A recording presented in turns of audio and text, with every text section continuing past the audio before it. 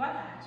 Para a gente começar esse experimento, a gente precisa de uma bacia, água gelada, uma latinha de alumínio, pode ser uma de Coca-Cola normal, de água para você conseguir pegar a latinha do fogo, porque vai estar quente. E a primeira coisa que a gente tem que fazer é colocar um pouco de água dentro dessa latinha de refrigerante.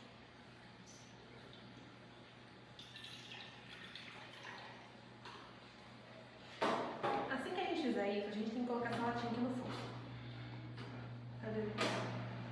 Você pode ver que está subindo uma fumacinha de dentro da latinha.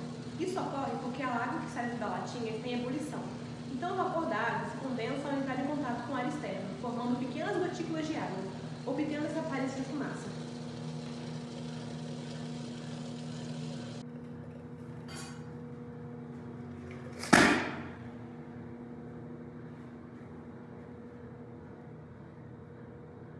Em resumo, o experimento mostra que ao ocorrer uma mudança brusca na temperatura, a pressão externa se torna maior do que a interna da lata, provocando a deformação dela. Mas essa é uma explicação muito simplificada, então para realmente entendermos o que aconteceu, vejamos o experimento por partes. Primeiro, foi adicionado água em temperatura ambiente a uma latinha de refrigerante, que depois foi aquecida até que a água fervesse.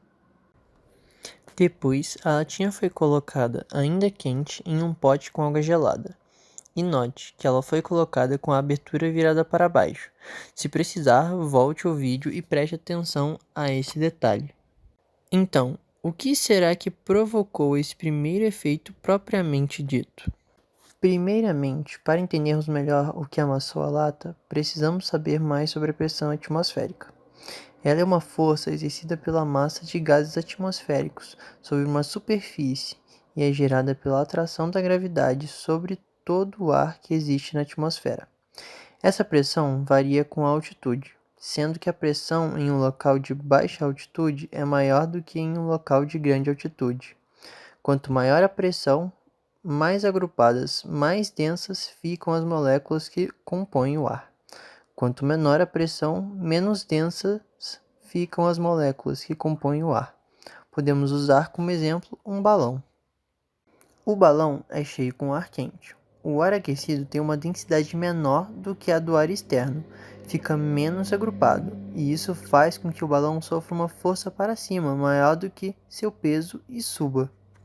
Para descer, é aberto um tipo de tampa, que faz parte do balão, para que o ar quente saia e o ar frio entre, aumentando a densidade do ar interno, e com isso, fazendo o balão descer até altitudes onde o ar interno do balão iguala com o externo.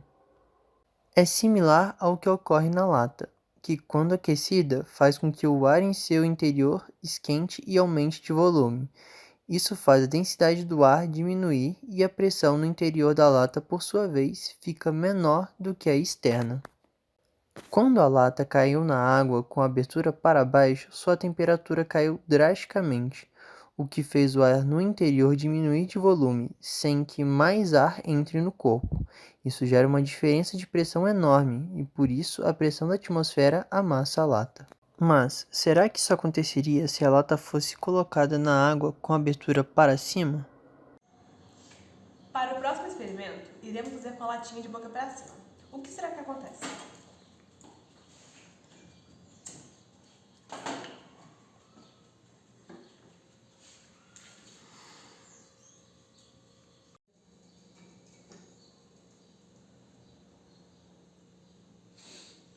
Como agora podemos observar, nada aconteceu. O porquê? Como a latinha estava de boca para cima, isso permite a passagem de ar. E quando começa o processo de condensação da água, esse ar começa a preencher o que era o espaço do vapor, fazendo com que as pressões tanto interna e externa fiquem iguais e a pressão atmosférica não tem poder suficiente para amassar a latinha. Um bom exemplo para entender o que aconteceu com a lata do segundo experimento é uma panela de pressão. A água ferve quando suas bolhas preenchidas de ar vencem a pressão atmosférica, sobem para a superfície do líquido e liberam vapor. No caso da panela de pressão, a tampa vedada impede que os vapores escapem, pressionando a superfície da água, ocasionando o aumento da pressão interna da panela, o que acarreta no aumento do ponto de ebulição da água que está dentro dela. Porém, assim como a lata, a panela possui uma válvula que permite que o vapor interno consiga ser liberado aos poucos. Isso faz com que a panela não sofra deformações como a lata do primeiro experimento. Essa válvula tem tanta importância que, caso ela seja tampada ou obstruída, a segunda válvula irá ser liberada, a válvula de emergência, para que o vapor interno continue sendo liberado e a panela não se deforme. Ou seja, o ar menos denso consegue ceder espaço ao mais denso, impedindo que a latinha amasse. Mas ainda existe uma dúvida: pode ter sido dilatação térmica? A dilatação pode ser grosseiramente definida como a variação nas dimensões de um corpo quando submetido a uma variação de temperatura, sendo a fórmula a seguir uma representação geral de como calcular essa variação. Observe para que cada tipo de variação dimensional há um múltiplo da constante de dilatação do material do corpo. No caso do experimento, vamos considerar a variação do volume. Agora é só o vídeo pausar para fazer a conta.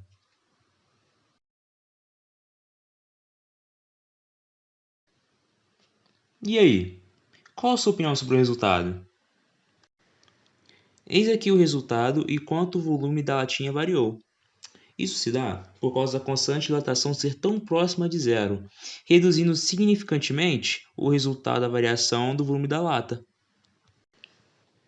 Como já temos o conceito inicial de pressão, precisamos entender que a pressão nos líquidos e nos gases é consideravelmente parecida, diferentemente dos sólidos.